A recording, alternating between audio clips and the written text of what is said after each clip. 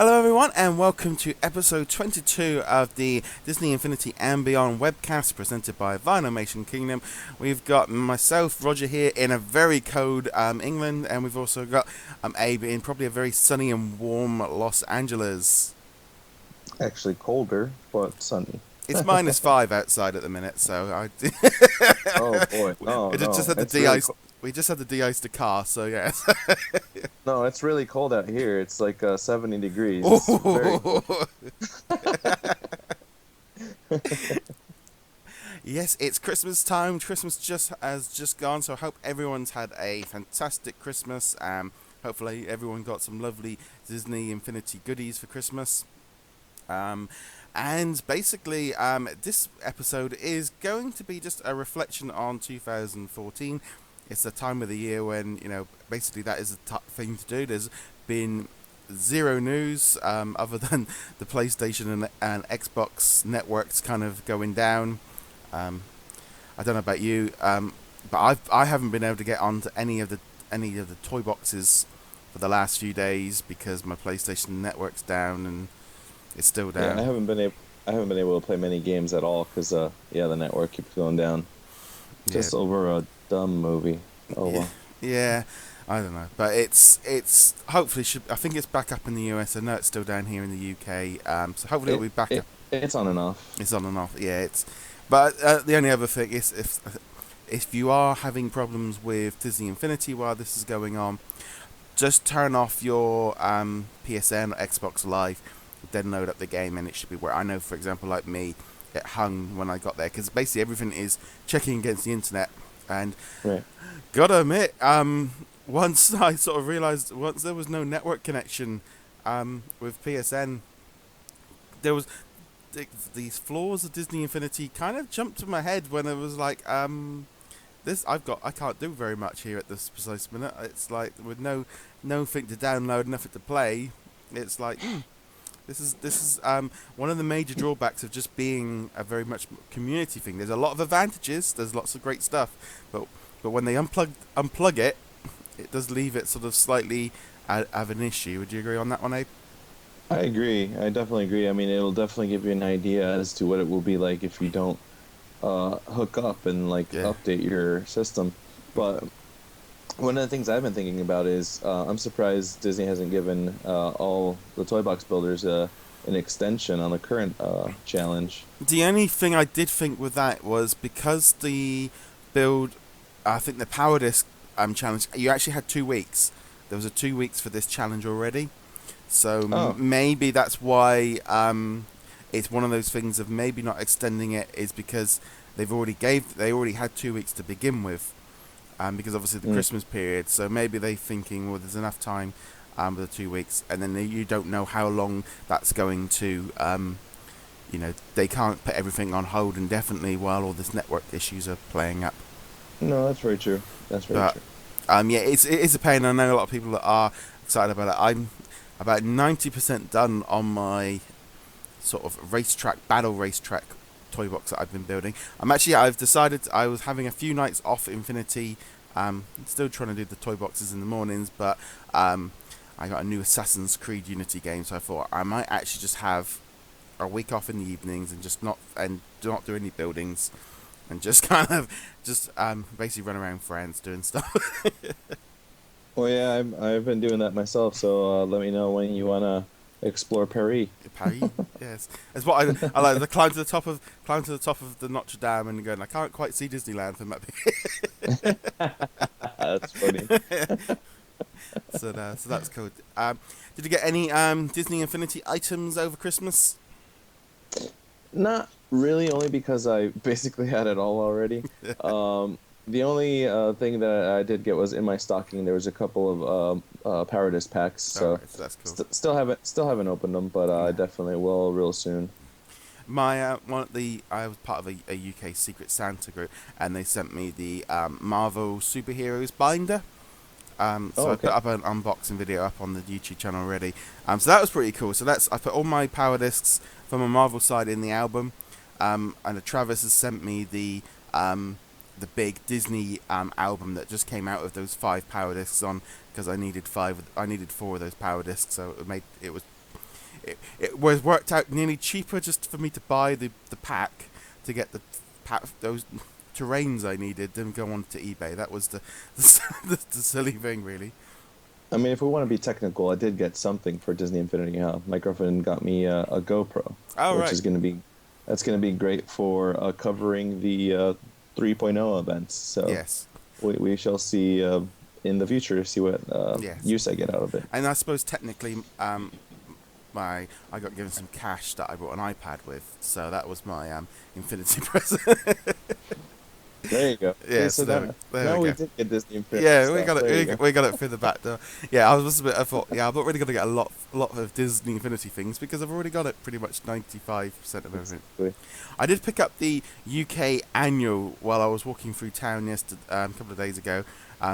It was. I think you guys in the States don't quite have them. I think you might call them yearbooks or something like that. It's basically here in the UK, all the big franchises all release a big book every year for Christmas presents and sort of for what people get, and it's basically full of just kids comic books and sort of things. And you go into the store and there'll be every kind of kids brand, every football team, anything that is out at the minute will have an album out. But they're always pretty expensive. They're about £8, about $15 before Christmas. I picked them up for £2 because now we're actually up. Once the kind of, it's a very short window for people to get to buy them. But I did put it up on the YouTube channel if anyone interested. I wasn't that aware when I picked it up that the US didn't get albums. So No, Travis was like, "What the hell's that?" I'm sure. Yeah, what was really odd, there was not a single nod to 2.0 in it. Really, really strange.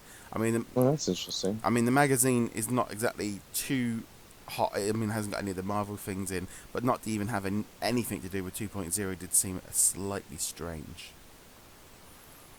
Okay, so let's look back at 2014. It's the first real year we've had Disney Infinity the whole year. Last year we literally didn't get Infinity until like August, September, and so we had all the hype towards it. But this year is the first full year we've had Infinity in our hands for the whole year, and certainly been an interesting year from us as a website. We've continued to grow throughout the year. We've been doing more and more coverage for Infinity. It's extremely popular for us, and we enjoy it, and that's the reason why we do it, is we just love Infinity. And so the actual year for us as a whole has been really good. We've obviously we've introduced webcasts, we've been doing a lot more stuff with YouTube, and we've it's just one of those things as well of, Abe's been lucky enough to be out to loads of events in Hollywood there, which has been huge. Not to mention, I was introduced to the group. So. Yes, yeah. I joined up. I think it was late April. Yeah. Yeah. So this has been a great journey for me too. It's been an awesome experience. So. Yeah, it's been cool. It's been pretty cool. So we're pretty much what I'm going to do is, first off, is if we look back, to pretty much, I think we can pretty much go pre 2.0. So right up till about April time, we had this year we had the Series 3 of the Power Discs, and we also had Phileas and Ferb and Crystal Agent P, and also we can slide sort of Crystal's Sorcerer Mickey into the end of that of this year. So that's all the 1.0 stuff. It was one of those. Don't forget Glow Buzz. That was also new this year, Oh, but yeah. it was only PC version. Yeah, I always forget that one because it's something I didn't really use the PC version. Yeah. But yeah, so that was all the thing. There was not a huge amount for the first game this year. It was very much felt to me like once they got past Christmas, Phileas and Agent P definitely seemed like an afterthought and very much just an added extra. So what do you think of like 1.0 sort of going through the year? Honestly, it was a great start. Everything was awesome getting into it. I want to say it didn't. I think 1.0 didn't end very well because not to mention what you said. You just had a little added bonus, and then you also had another Crystal P. But we didn't get a final album from Series 3 which everybody really wanted for their power discs. Yeah. Um, but I don't know. I guess the only thing that kind of did leave an asterisk on it and saying, "Hey, there's more to come," is once that lightsaber popped up Yeah. at the Hall of Heroes. It's kind of like, okay, there's light at the end of the tunnel. Everything's gonna be good. I mean, 1.0 was not a bad game. It was great. I just think the toy box was not as user friendly for the majority Yeah. because there are amazing toy box artists out there that took advantage of it.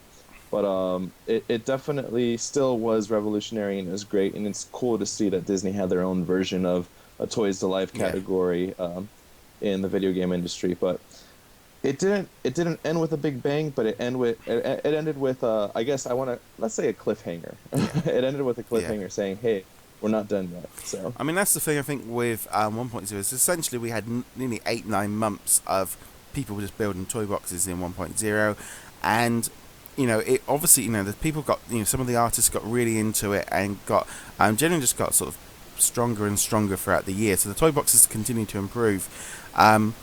It's that kind of thing if you sort of flip back and you think you think of 2014, tend to think of 2.0, but 3/4 of 2014 was the original game. Obviously, as well, April saw the launch of the iPad version, which was a huge success. Apparently, there was more people using the iPad version than all of the console versions combined, and yeah, I think it was like half of the number, right? yeah, it's really good. I mean, it's a shame the iPad app for 2.0 has been pushed back to after sort of the holidays, but it could be any day now. But yeah, I think the iPad really sort of took it into a different area, and I think that's one side of things that they did really well. But yeah, 1.0 was I don't know if it's a huge chunk of this year, but I think because it didn't, I wouldn't really say there wasn't a lot of excitement because it was so quiet for so long. Of course, Yeah. and also looking forward, looking forward into 2015. I'm already thinking, well, Disney made quite a few adjustments. We've got what, 5, 6, 7, what, about 8, 9 figures still left to come out next year in 2015. We've got a Hmm. few power discs. It's a shame there's no play sets, but there's still a Yeah. lot of characters still to come out next year. And I think maybe Disney have done a better job of learning from that to spread some of the content out. Right. Because certainly going into this year, we only knew about a couple more figures, and we know a lot more about next year's figures. Okay, so and then before you dive into 2.0, basically about this year, because 1.0 was part of this year, what would you say was your favorite part about 1.0 and then your least favorite part about 1.0? I think my sort of favorite part really was just kind of getting into it, getting the figures. I loved all the play sets. I'll admit, I'll put my hand up. I was a playset person in 1.0. I tried building some toy boxes, didn't particularly get on too well with it. Just found it very cumbersome and just very time consuming, and wasn't particularly enjoying it because I was finding it, I spent like 5 hours building a race car track, and it just I can't seem to get it to work, and I just kind of gave up. So I was very much a playset person. I played but I did enjoy having the toy boxes every week. That was the one thing that kept pulling me back in every single week, which was probably the best thing. Probably the worst thing. I don't know if I'd maybe say the crystal figures were probably the thing I was probably least excited about. Just didn't really. I brought them, but I didn't really really was that bothered about them. In all honesty, you? Honestly, you basically took the words out of my mouth. My least favorite part, not so much the actual crystal figures themselves, but I believe the execution of releasing these exclusives. I don't know. I just don't think it could have been better. It definitely could have been better. There was just so much confusion trying to obtain these toys at Toys R Us. I mean, I don't know if you see it out there in the UK, but out here you can see basically the end result. There's like piles and piles of crystal figures at any Toys R Us that we go to, because I just feel like the exclusives weren't handled correctly. I like the figures, I like the variants, but yeah. On top of that, you do wish they had a little added feature, when you Yeah. played with them, like maybe, I don't know, boosted experience or start at a higher level. And then obviously, like I said, you stole the words from my mouth. Also, one of my favorite parts were the play sets. I do love not just the fact that I was a playset guy, but we had a variety of them. We had six, even though the tasks seemed kind of the same. They were still in their own world. They were themed in their own way. Pirates had their own, fighting technique on a pirate ship. Lone Ranger, you had a train set that you went around that was part of your missions. I mean, every single one had a little unique thing to it. Yeah, I And mean I mean you trying to compare Cars to Monsters University. They're like two separate games completely. exactly. And so yeah, that's definitely something I enjoyed. Toy boxes, for me, least favorite part was obviously that undo button was never there. So it kind of made it a little frustrating for me. I honestly think that was one of the bigger reasons why I didn't like using it as much. But like you said, the availability of new toy boxes every week, that was awesome. So, I think um, yeah. 1.0 was good. Yeah. Yeah, I mean, it does one of those things. I think of moving forward onto 2.0, having new content all the time is becoming it's just a massive part of it. And I think everyone being able to share their toy boxes has made the whole experience better because I create a toy box and I can upload it, and even though it hasn't been featured in the top five, and I think like my Santa's reindeer roundup has still been played 500-600 times. I think was the last time when I checked it. And that even though Exactly. it's not so much about the numbers, but to know that people have been playing it and enjoying it makes you want to do it more. And I think before when you could spend 15, 30, 60 hours building a toy box, but if they didn't pick it, you were kind of sort of off the chance really. So that is one improvement that have loved about it. But let's kick off into our 2.0 sort of look back. Pretty much it all sort of kicked off for us back just around Easter time when Hmm. people started getting, we saw the shield, the Captain America shield. Right. And pretty much from then until just before Christmas, it has just been non-stop. The news train has just kept flowing. Lots of sneak peeks, lots of bits and pieces.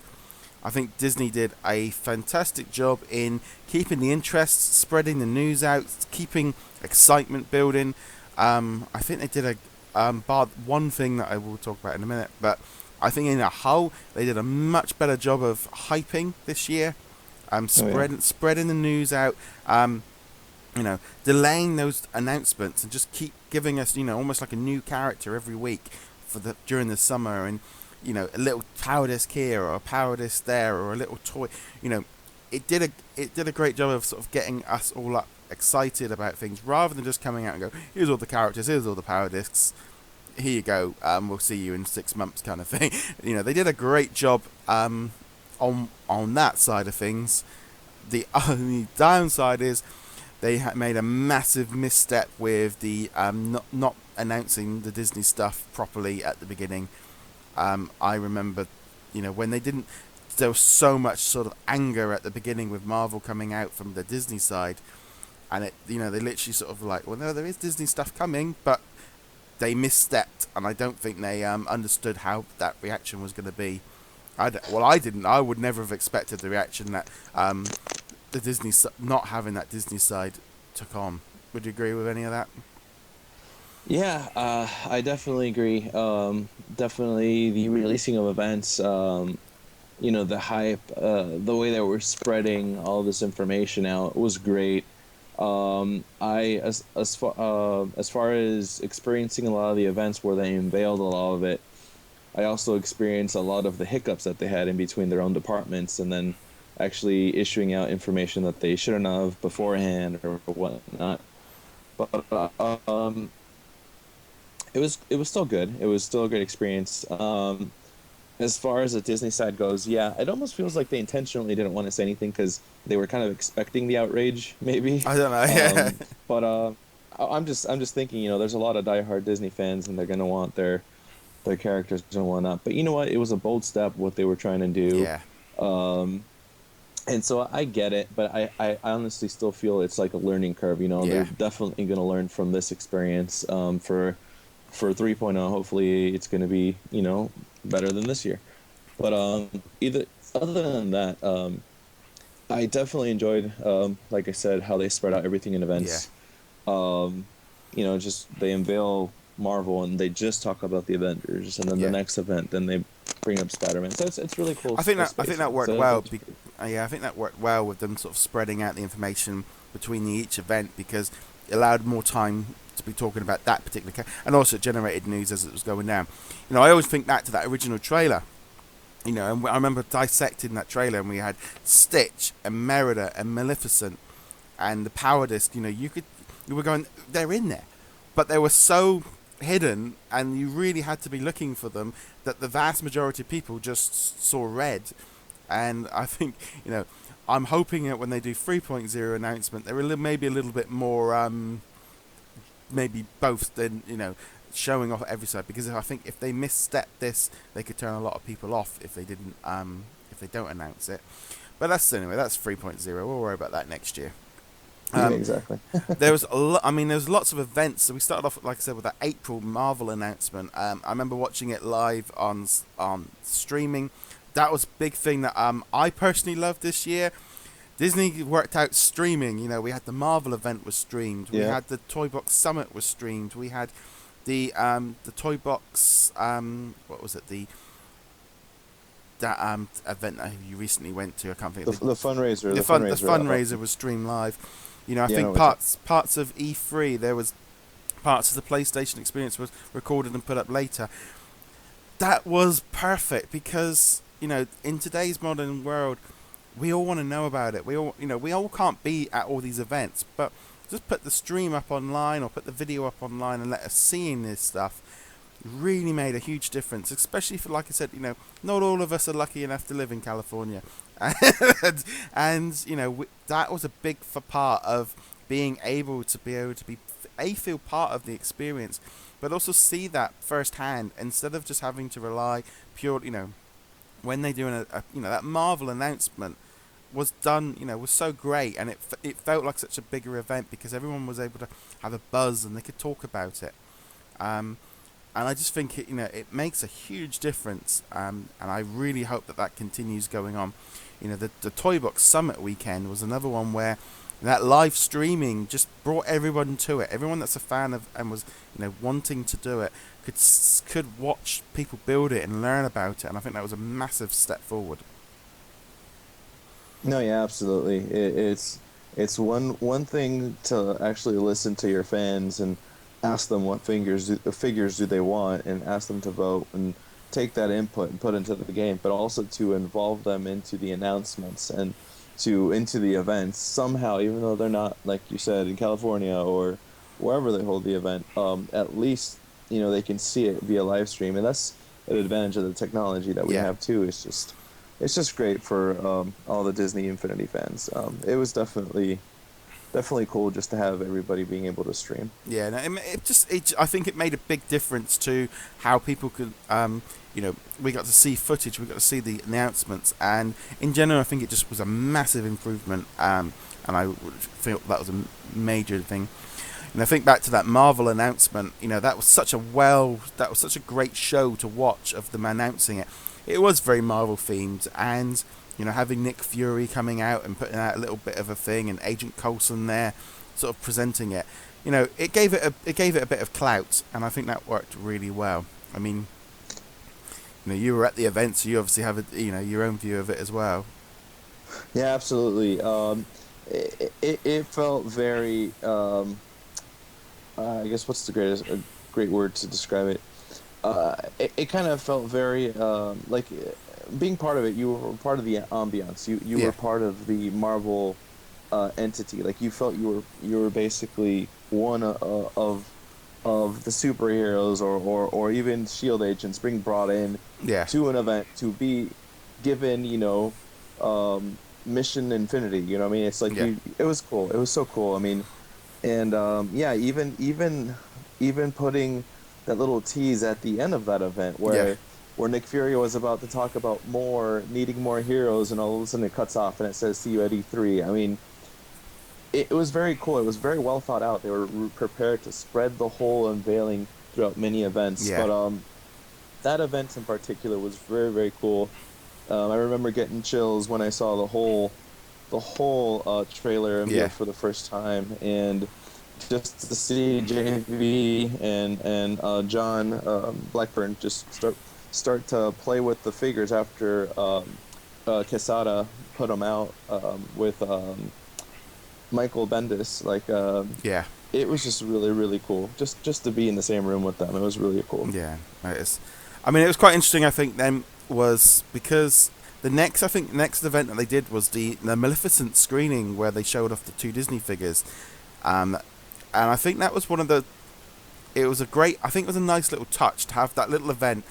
And it did seem like throughout the year they were kind of, I think they were over in Europe and they showed off Donald, and they went to Gamescom or something like that and showed, they even went to some of the Boggerblash, and every time they went to a tiny little event they seemed to be, oh, here's a new figure and here's a new trailer, it was like, and I think that was a great way of making each event made that they would get press headlines because of each announcement. Let's be honest, they wouldn't, if they came out on day one and said here's all the characters, they wouldn't have made that generate all those stories every time the announcements got made. I thought the Maleficent and the Miranda, not Miranda, that's a different thing entirely. Merida. Yeah, Miranda's a TV show here in the UK, so yeah, seeing her on Infinity just trotting around, UK fans would know what I'm talking about, but. But yeah, so I think that was that was a sort of a good side of things. E3 again, that was a big announcement. Was it? I'm pretty sure it was. Was it Spider-Man? Spider-Man. Yeah, I was gonna say Spider-Man at E3. And then we had Comic-Con. They had the Guardians kind of announced. I like the fact. I think it was at the Comic-Con they had that sort of pop-up booth outside. I think you went to that pop-up booth, didn't you? Yeah, I was at the pop-up booth. Yeah. You also you were talking about Sweet Sweet, that blogger bash. Yeah. That actually happened before Comic-Con. That was with Tinkerbell and Stitch also being announced. Yeah, Travis was Yeah, Travis went to that one. I'm going to backtrack a little bit before I talk about Comic-Con and you said the Maleficent and Merida screening. Yeah. One of the things that was cool about that one, I went to that. I drove all the way to San Francisco for this one. The cool thing about that is they decided to unveil those characters with a free screening to the Maleficent movie. But it was to the D23 members. Yeah. It wasn't just, to just the gamers. This is now let's present this to our D23 community. And it's just kind of cool that they were trying to involve other parts of the other pieces of the pie, other people in the community. So it was a really cool event. And of course, JV took a special trip out there just to announce it to a bunch of people in a movie theater. So that was really cool of him. E3 was awesome.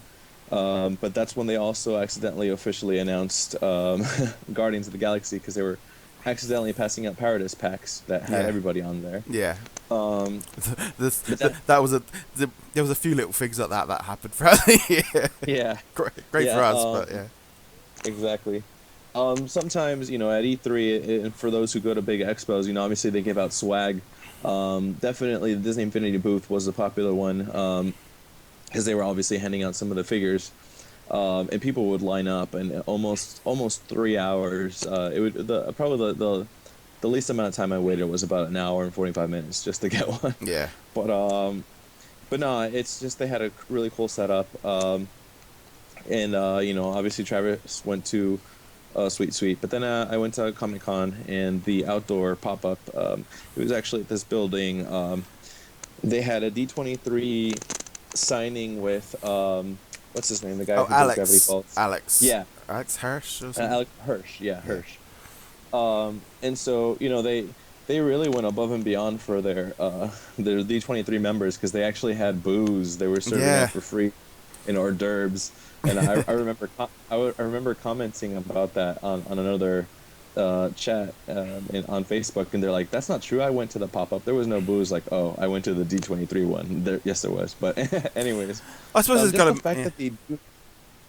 fact that they do those little things. You know what I mean? It just shows you like the direction about we're spreading it out. We want everybody to be a part of it somehow. But that's when I got a taste of Guardians of the Galaxy, and it was really, really awesome. It's just the setups, the spread, everything. They had sketch artists that you would go up to and ask them for to have them draw any character Yeah. you wanted. They would stamp it with a Disney Infinity stamp, and then they'd give you a Kitty Fist power disc just for doing it. You know, just cool little things that they did Yeah. for people. I think And that was the first time. Oh, I'm sorry. yeah, carry on. Really quick. Comic-Con was the first time you can actually start reserving the game, Yeah. and they were giving away either Groot inside the convention or Rocket inside the pop-up shop. So that was the first time you can see and just almost touch the new, obviously the collector's edition. It was really epic. But and that's when they also announced the 3 villains. So. But also, it was the thing I think with that is it worked out perfect timing with the Guardians pretty much dropping in theaters, and everyone was like, "Whoa!" Guardians suddenly just blew up, and they're standing going, "Oh, we've got these figures and games coming in, you know," and I think all that tied in really well, and that's what, you know, that's been funny. But this is where, you know, there was no Guardians of the Galaxy video game. It was Infinity. If you wanted to play a video game, Infinity was the only way you could do that this year, other than That's true. sort of app versions. But you know, I think that was the thing. Oh, we got a little bit of feedback there. But generally, there's a general feeling of all those major announcements that sort of kicked off really well. That then led us on to the Toy Box Summit, where they invited like 25 artists to all come in, and that was an amazing thing for Disney, to bring in all the Toy Box artists, to bring in all the guys that have been making the content, to be streaming it live, to be showing you the real Toy Box side of things. No more sort of big fancy sort of. This was all about just getting to the meat and veg of Disney Infinity, showing off that Toy Box and letting the Toy Box artists into it, and really is a very good trailer to let the artists and the real diehard fans into it. And I thought that was an amazing thing, and it really did feel like they were listening. You know, the community is part of the game, and a huge chunk of it. Oh yeah, and something that spoke leap and bounds. I mean, obviously it was thanks to 1.0 that you have this now, but they actually hired 5 amazing Toy Box artists to become part of the team to create content for 2.0. So it's like, that's really cool. I mean, what video game does that? You know what I mean? I've never heard of a video game that does something like that. But also, not being funny, but you know, when I look now at what those 5 guys have been sort of been put in charge of, you know, there's some big stuff that they've been doing. You know, building the toy boxes. I think some of them are even working now on parts of the new game. You know, they're all, and in general, I think, you know, bringing them on board, you know, Jose does a great job of communicating with the fans. You know, Papa Echo, Tyler, Quinn, and I've forgotten the other guy. Sorry about that. And you too. Yeah. Yeah. But yeah, so, you know, that was a really great way of bringing the community into the game, and I think in general they've really embraced the community side of the game. The whole Toy Box is embracing it, asking fans, what do you want to see? You know, they've already done the poll to find out what people want to see next year. You know, they're listening, their feedback, and I think that is the one thing they've done amazingly well, is the interconnectability with the fans, and you know, that makes a huge difference. Yeah, aside from all the negativity they get thrown at them, they sure know how to listen to the fans, though. Yeah. You know what I mean? They have to weed out all the bad, but they still are very receptive to the good, and that's something we appreciate. But also, that's why we love this game. Yeah, but also, I mean, listening to the good is, you know, as listening to your customers to ask for what they want, is it, you know, this like thing of, you know, they're trying to, you know, they've got to feed out what's good and what's bad and what can work and what can't. But, you know, that's what helps bring, you know, if they know that these are the 10 most requested characters, you know, that's going to bring more money in than them just randomly getting some group of people who think they know what people think. Well, they've asked the people and they got their answer. It's like with anything. If you ask 100 people, what do you think of something, it's easy to think, well, the 99 people that said that was amazing, but the one person that says they hated it usually makes the most noise. And that's the thing with life as a whole. So it's one of the things with negativity, is it's got to be taken into context. You know, if someone's got a lot of popularity, there's always going to be people that don't like stuff, and you know, things sometimes they, you know, people make mistakes, and things don't quite work out. You know, but I think, you know, it's people that, you know, complaints and anger and stuff generally make a lot more noise than people that are happy, and that's just kind of right. You know, I think that's the same with everything. But then we actually got to the launch of 2.0 with all the Marvel stuff coming out. Again, it was a big launch, lots of figures, lots of all the playsets. I mean, it was a really big it was a feast. We hadn't had anything for months, and then suddenly, here I'm walking home from my store with the car full of boxes, and I mean, the collector's edition filled the back seat of the car anyway. Pretty much. All the figures and power discs. It was a real big feast of new content all at once. I think because with the first game is I played it a little bit cooler with the first game. I just went out and brought the starter pack and went, and got the free figure and went, well, I just want to see what the game is, because I didn't want to go out and buy everything straight away. Because with 2.0, it's like, I want it all day one. I want it all on day one. So it's like this huge piles and piles of stuff. But yeah. I think 2.0 was, it did, even though I feel like I did buy most of the things for 1.0 from like at launch, I do feel like 2.0 felt a little overwhelming for some reason, because there was so much. Maybe it did have to do with the size of the collector's edition box. I don't know, but it did seem like a lot. It was a little easier to go through 1.0 because you had all these play sets, and so whatever playset you wanted to play first, you would just open up that one and any figures corresponding to it. But on this one, it's like you were Avengers, you need them all. You got to get ready and just be prepared. But it was still cool. It's to get all those available at launch. That was cool. I don't think it got messy until you started getting into the Disney side of it. But as far as the Marvel goes, it was cool. We learned to start swapping through characters. Yeah, I think that's a massive change. But also even just down to the power discs. By them changing the power disc size to 40 per series, even that made a big difference, because for 1.0 they had 60 discs spread out over nearly 6-8 months. We got equivalent of 4 series within 6 weeks. Wasn't it about 6-8 weeks? So it shows you how much more they condensed.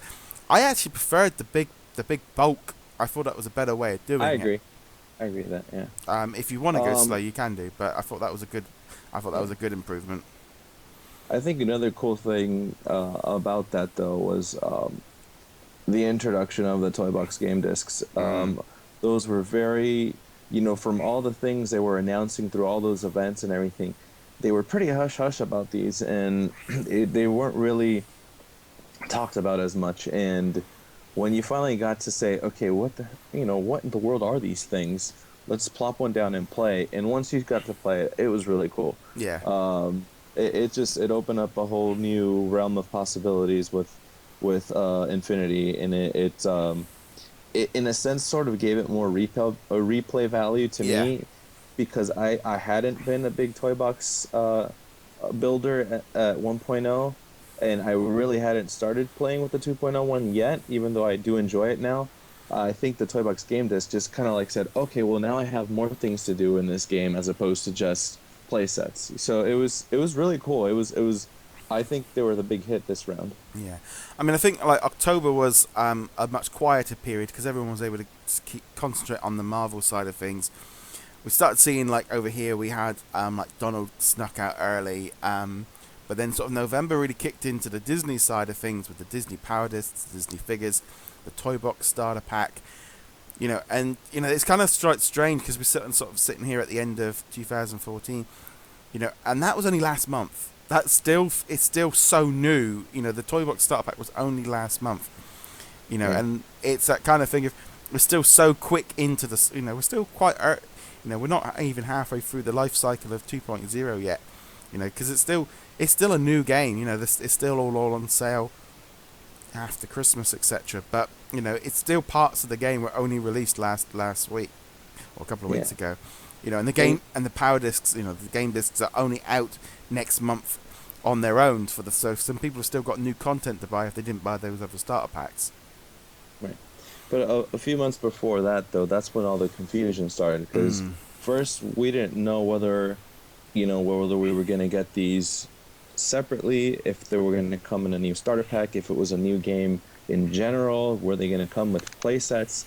I mean, it was still very confusing. In fact, I mean, you and I had talked about this several times via Mm. about these webcasts, but am I gonna have to buy them both? Is it the same game? It's just constant confusion. Yeah. Um, so that was one of the things that kind That's of that was things probably upset. for me the biggest disappointment with the whole year as a whole was that miss shot of confusion, and I think it just made everything messy. It made things confusing.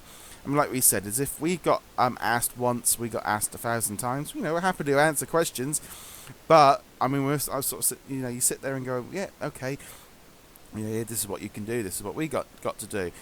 But Disney must have been getting it in droves, and it just felt like a huge sort of own go. That's how I would view it. It just felt like they missed it. They misread the how people don't want to buy 2 starter packs. People don't want it's like, oh, you got the choice. Well, you've got some people go, they like the choice. Some people go, oh yeah, I'll go the Marvel side and I'll pick that up a la carte. Other people like me will go, well, actually, it's actually cheaper to buy 2 starter packs. I'll do that. But so some people go, I'm not buying a game twice. People can't get their head. People are, I'm not paying for something twice. And I think that was a mistake. And then of course you got people parents and stuff standing there looking at the games, going, well, what? I don't know what to buy. I don't, they've probably got a hard enough job trying to choose between the console versions, let alone adding more changes to it. And I think that was a huge misstep, and probably in my eyes, the biggest mistake of the year was that decision to do that. Yeah. To add to that, I mean, originally, like we were talking about people asking this question out of confusion, it got to the point where it was asked so many times that whenever we heard somebody say, "Oh yeah, I have a question," immediately the response would be, "No, you don't need both of them," or "Yes, they are the same game." Like Oh it no, was just there's no already Disney coming place. out. Yeah, or that too. Uh, but aside from that, yeah, I definitely agree. I think we've talked about this before as well, but we were saying that they should have had one starter pack and it should have had, maybe one Marvel and one Disney per se, Yeah, as opposed to, and and the reason why I see it this way is like I get it. They're like, well, what if people don't like Marvel? Well, let's give them the Disney option. Well, if I'm looking at it in the part of making money, I want people who don't like Disney to start liking Marvel, or I want yeah, people who don't like Marvel to start liking Disney. So you say, hey, here's Spider-Man, and here's I don't know, here's Tinkerbell, or whatever. Okay, Tinkerbell's cool. I like her, but let me try Spider-Man. Let's see what it's all about. So it's like you introduce people to new things. But I get that part, and definitely I agree. Two of them weren't necessary. The biggest one for me, aside from that, however, is definitely the playsets. Not having a Disney playset was the biggest mistake. I honestly think, even if you wanted to have 3 Marvel, just give us one Disney. It doesn't even matter. But the fact that there was zero, yeah. I think, was a very big missed opportunity. It left a lot of people upset. A lot of people wanting to not play the game anymore.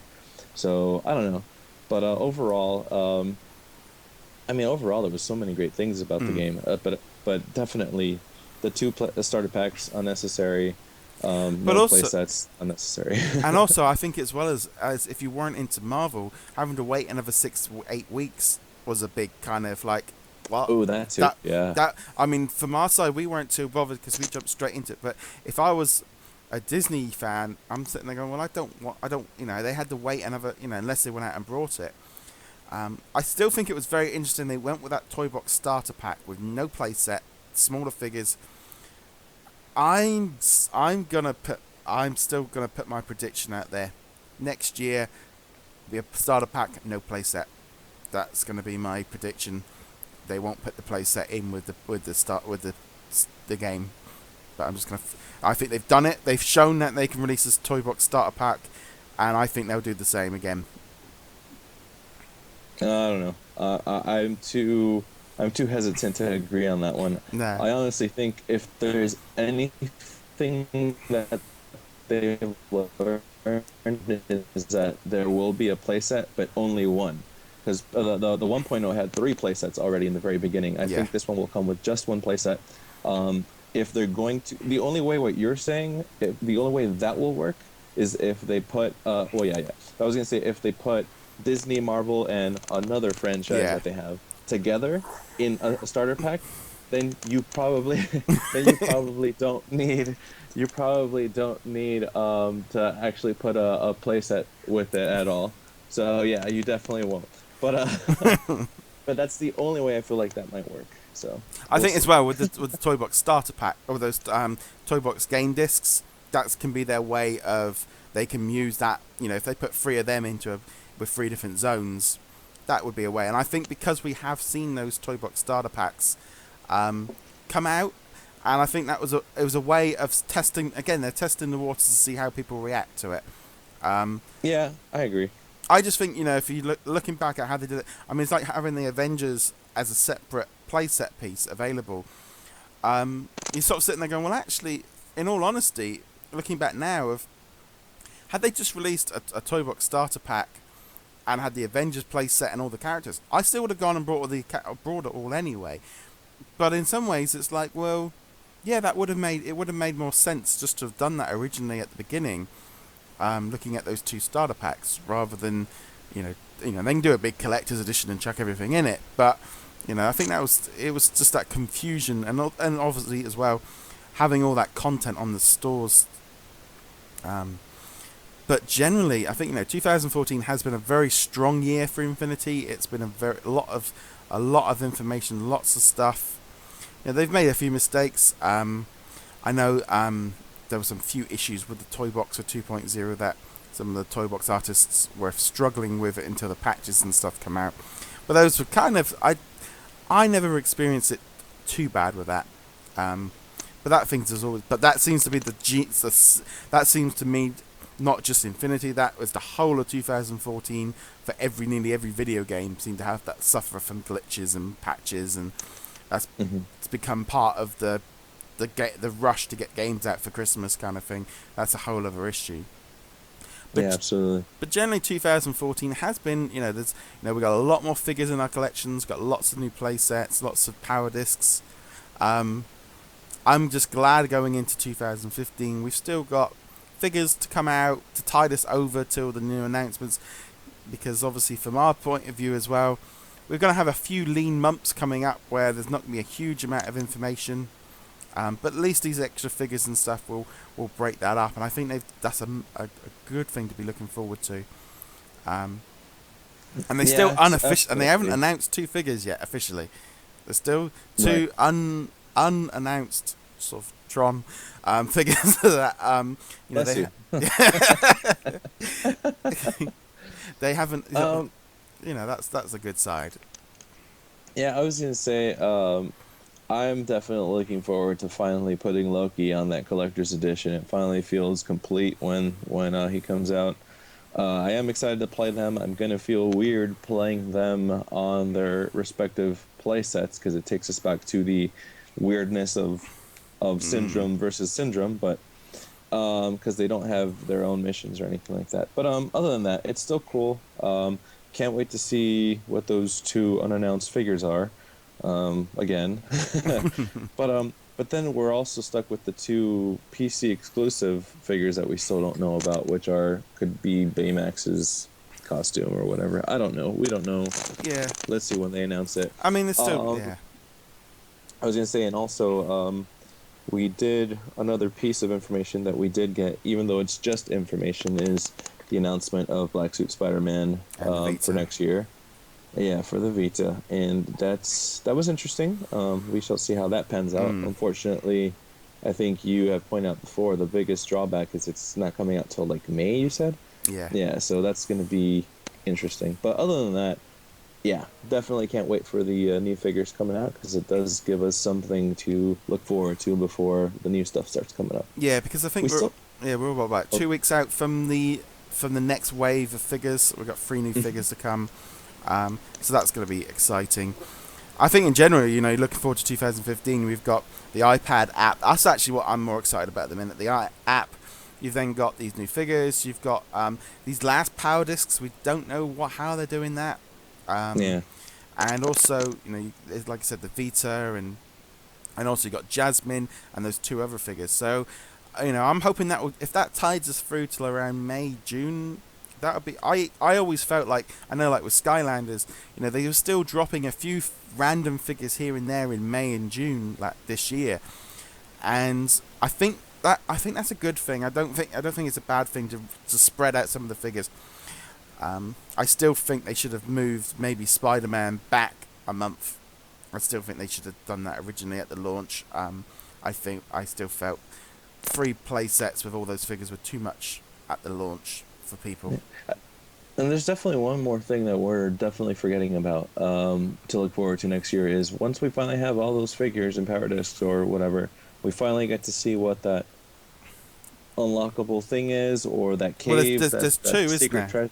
There's two of them. Because you got the one in the One of them was one of them has yeah, leaks, yeah, and that might be again a mentioned kind of speedster for Star Wars. exactly. That That's was in the. accidentally at a guide.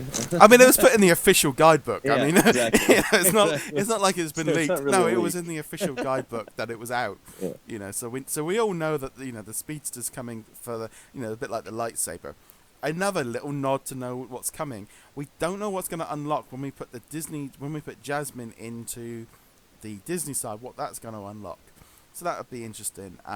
But there is a cave that little things that have been leaked, a little treasure cave or whatever, but we don't know what's in it. We don't know what comes from it. So that's another cool little mystery. I mean, I think just in general, them being able to, their idea that they want to update Valor sort of update software when they want to add new characters is a great way of keeping us in the loop. I mean, I know the figure turnaround is 6 to 9 months, but the idea that they could maybe, they maybe change their mind. Maybe it was that in April when people were going, "Where's all the Disney thing?" Maybe they decided then to go, actually, we're going to add 2 more Disney characters in that we hadn't actually previously, just to try and trial it out, and also then just to add some more Disney stuff to it. Yeah, absolutely. That's honestly what I think. To. I think it was I think these 2 extra Disney figures feel like I don't know necessarily if they were an afterthought or if they were something they added to the game afterwards. It doesn't feel like it was on the table on day one. I mean, they might have been, oh, well, we want to try out this DLC idea, but it still feels like it was something they added in after, a bit like Black Suit Spider-Man. Was that done, as late? Because I was going to say, I kind of agree with you there, and the only reason why I say that is the fact that Yondu was like a last minute thought to add to the game, Falcon, and yet he still made his intro video and everything, and his little statue platform in the Hall of Heroes made it into the game. Yeah, kind of tells you that, then these other 2 figures definitely have to have been like, hey, let's try something new, let's do the whole patch thing, let's see if it'll work. And I agree, maybe Black Suit Spider-Man was like something they whipped up together and saying, hey, let's just make him an actual variant figure instead of having to use the power disc and the figure. Let's code the figure to work automatically and give him a paint job. You know what I mean? So it makes sense that something they can do easily. So yeah, but I think in general, 2014 has been a great year for Infinity fans. It's kind of thing that I think from obviously from a fan's point of view, it's the minute we're kind of on that thing of you always want the next thing. You can have a figure out today. Well, tomorrow I want to know what's coming next, and that's kind of how, as a website and as us, that's what we're always looking towards the next thing because, and I think that's in general from our point of view is we're always looking forward, to the next big thing rather than, some people are still going, well, I haven't picked up the Avengers playset or, and that takes time, especially with the Christmas period. People wait for the sales. People wait. There's going to be a lot of new people getting into Infinity this week because of Christmas. And I think that's the next sort of, that's going to be the next big thing is, we've got lots of new people coming into the game now. I know I gave the game out as a gift, so I'm sure there's people that have got the gift. Kids have got it for the first time. And there's probably a lot of kids out there that I haven't actually got into the toy box yet because of the PlayStation and Xbox and things and issues. So, well, yeah, a lot of our version in the Facebook group had mentioned they bought the game at launch and yet they had to save it till Christmas. So it's like there's a lot of new people playing for the Yeah. first time. So that's gonna be awesome. The thing is, I think if you, I don't fully understand the fact of buying it at launch and then sitting it in the cupboard for 3 months. If you might as well just wait until Black Friday, but That's true. it's like, or just play it while they've gone to bed kind of thing. But yeah, I That's think it's probably what they were doing, and they yeah, were kind of yeah. It's like they're like, Dad, why is there an Infinity logo on my PlayStation? No, nothing. no idea. But yeah, no, I think 2014 has been a great year. Great year for Absolutely. us. Really looking forward into going into 2015. We've still got lots of things planned for next year. We're just going to continue to grow our coverage and just continue to try and offer the best that we can. Obviously going forward, covering things on the website. We have our Facebook group. If you haven't joined that, do that. YouTube channel. We're just continuing to sort of keep building that and keep spending. It's become my sort of pet hobby at the minute. Really, as it's been for the last year of sort of just building that, and that's become sort of really important to me, and I enjoy it. I just enjoy sort of playing the game. And obviously, I've had that slight issue. I've sort of got into toy box building, and I now know that for the next 9 until the new game comes out, I know I'm going to be playing Infinity, most days because I enjoy the toy box side of things, and I hope lots of other people are sort of getting into it. And I think the new contests and the new challenges will just keep bringing people in. Yeah, absolutely. And there's definitely time to look forward for the next, obviously the next unveil. There's going to be two major events out here that we didn't have this year, which would be D23 Expo, and we're also going to have the Star Wars convention. Why they would be there, I don't know, but I'm just guessing. It's Celebration. It's Celebration. Yeah, Over in. All right, because the last one the last one was in. I think it was Germany. It was in yep, Orlando and then in Germany. So, it's out in LA this year. Well, I believe so. yes, so that should be good. So now, So we should get information there. Yeah. yeah, I mean, I think all these extra events all just help. I think it's going to be interesting to see, and also not being funny, but there's a new kid on the block in the Toys to Life category this year. That just that have Yeah, just Nemo. launched. And Disney have to be aware of that. They have to. They're going to have to up their game. Skylanders are doing it, and there's 3 companies now, all throwing as many toys on those shelves as possible. And competition, competition makes them, makes businesses work harder. And I think that's I definitely see them as competition, something to look at. I don't feel like they aim to do the same thing. I feel like, my opinion, it's a desperation move because they have been losing money for several years. They do have popular characters, which is why they're selling like hotcakes. But I think they're doing what the diamond companies are doing, is release limited quantities in small waves and don't release them again to create a hype. a shortage and a need, and supply and demand. So this is an interesting strategy. I feel like as long as Disney keeps releasing popular IP into awesome figures and great video game content, they should still be a really awesome contender. So. Yeah, I think generally, in my view, I look at it maybe slightly from the business point of view of going, they've got a lot of competition on the shelf, so therefore they have to, not being funny, but when I'm looking at the stores, you've only got this much space in most stores that they've got for Infinity, and all the 1.0 characters have slowly been sort of weaned out. Obviously, the big Toys R Us's and stuff are different, but there's a lot of competition in all these stores, and that means that they're going to have to be, stronger. There has to be a better. I'm glad Disney didn't go down this whole, variants and rarities, and they decided not to do all that. And I think on the collector side of thing, it's not as exciting, but for fans and for people, it's a lot better. There's none of this trying and grab a chaos trap that I went in and asked in a store and being laughed at. There's none of that kind of stuff that goes on with Infinity, and I think that's a good thing. And things like that of not creating an artificial shortage and creating things as a great thing going forward. But at the end of the day, Amiibo have come in, and Smash Brothers was probably one of the biggest games of the year, and was it just short of $1 billion worth of Amiibo stuff has been sold. That's gonna have hit somebody in the pocket. If I know in my business, if a new business opens up selling stuff, they're gonna cut into my money, and Amiibo have done that, and so they're gonna have to pay attention to them.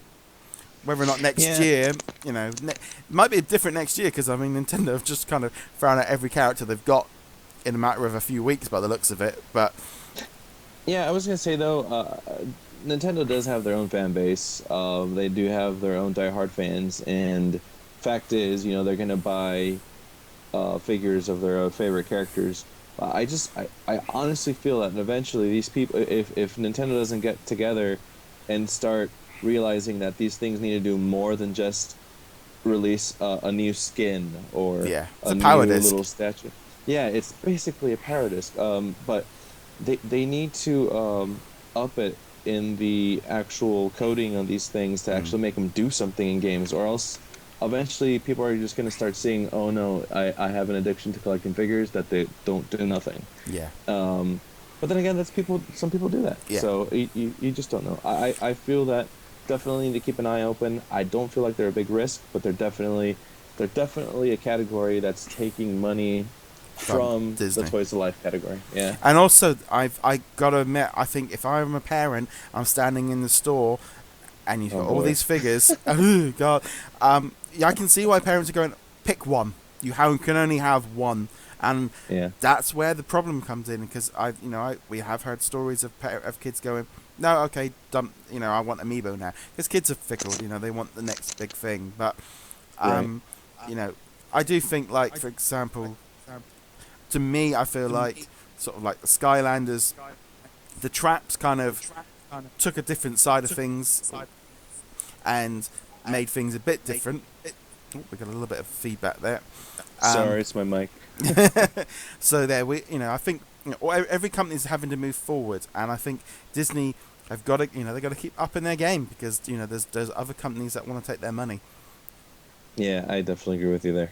Definitely. But I think overall, 2014 has been a fantastic year. I would like to thank everyone that has checked out the website, is a member on our Facebook group, follows us on Twitter, follows us on Instagram, subscribes on iTunes, subscribes on YouTube, checks out the webcast. I think I've covered everybody there. I think so. Yeah, so a big thank you to everyone for this year. We do it for you guys, but without you guys, with your feedback, and without everyone sort of watching and reading, etc., that's why we do it. So I say a big thank you to everyone. Hope everyone has a fantastic new year. And sort of let's kick off 2015 with a bang. You got anything else you want to add to that, Abe? Yeah, absolutely. I want to wish everybody the best. I want to thank them as well for everything, being a part of this community that's growing, for being diehard Disney, Marvel, and other franchise fans, and definitely, exactly. And definitely want to just wish you guys, obviously it's already passed, but I hope you all had a very Merry Christmas, or Hanukkah, or Kwanzaa, or whatever it is that you celebrate. I hope you had really great holidays. And definitely wish you a fantastic new 2015. Definitely hope that it will bring many good things to your lives, and hopefully a great Disney Infinity year next year for all of us. So thank you for everything, guys. Okay, guys, thank you very much for watching again. Remember to hit that subscribe button if you're on YouTube or on iTunes. Comment below. What do you guys think of 2014 as a whole? What were you excited about? What weren't you? And what are you excited about going forward? Love to hear your feedback. We'll be back next week with another episode. So adios, amigos. Adios. Adios.